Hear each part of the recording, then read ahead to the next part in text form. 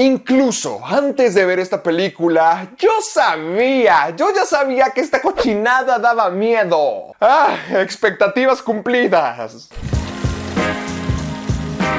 Queridos amigos, mi nombre es Héctor Portillo de Caja de Películas.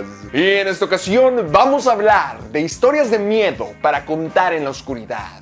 Esta es la historia de un grupo de chicos que entran a una casa abandonada. En ella encontrarán un libro donde las cosas que se escriben se van haciendo realidad. La desventaja es que son historias de terror que van detrás de ellos. Así que los chicos tendrán que encontrar la forma de detener a todos los monstruos del libro antes de que los mate a todos. Francamente, a mí sí me gustó la película, pero puedo ver con claridad cuáles son los puntos que pudieron mejorar. No sé qué tiene el horror que funciona tan bien en periodos cortos. Y si una de las historias es buena de la propiedad que estemos viendo, siempre nos atrae a la siguiente, y a la siguiente, y a la siguiente, y a la siguiente. El horror y la antología van agarradas de la mano de una manera tan hermosa. Vean ejemplos desde Trick or Treat, Goosebumps, Are You Afraid of the Dark o La Casita de Terror de los Simpson. Las historias de terror cortas y variadas siempre van a ser un patrimonio para nuestra cultura. Y aquí, en Historias de Terror para contar en la oscuridad, nuevamente, es el punto más fuerte, es la mejor parte de la película. Y aquí, como resulta ser la parte más fuerte, uno se llega a preguntar por qué rayos tuvieron que unirlo todo a través de una narrativa. Una que no está a la misma altura que los momentos de las historias. Hubiera sido mejor que hubieran hecho aún más historias separadas las unas de otras, quizá en diferentes tiempos, quizá en diferentes épocas, para poder así exponer la mejor parte de Historias de Miedo. Sus monstruos, sus efectos prácticos, su maquillaje, el hecho de que en una película de terror para niños, para gente joven, sí tienen la intención de asustar. Esta película es como Escalofríos en el mejor sentido de la palabra. Toma una forma muy nostálgica y un poco cursi y romántica de contar la historia. Eso es bueno, eso me gusta, tiene el tono y la vibra de esas películas que siempre quieres poner cada Halloween, que se convierte en tradición. A veces se siente como si fuera algo que verías en It o en Los Goonies o en cualquier película de los 80. Y se siente el amor en las historias de cómo la gente detrás de estas conocen y las leyeron y les quieren dar justicia para mantener el terror. Por lo que he escuchado, aquellos que crecieron con los libros viven aterrados por las ilustraciones. Y yo siento que esta película refleja bien el hecho de no querer tratar a los niños con pinzas, con delicadeza. Si yo viera esto de niño, me emocionaba y me zurraba al mismo tiempo. Los monstruos lucen geniales. Hay momentos donde sí me quedé de... Ay, qué pex, qué onda. Ay, ok.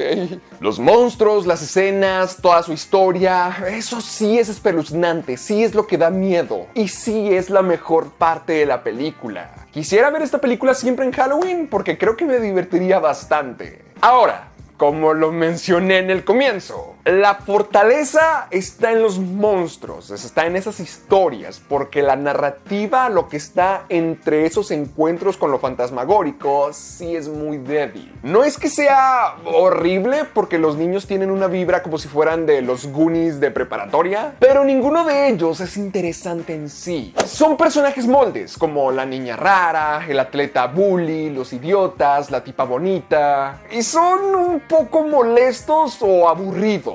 Y estos personajes que no nos interesan, que no nos llaman la atención, que a veces pueden tener el efecto contrario, son quienes experimentan el terror y viven estas historias.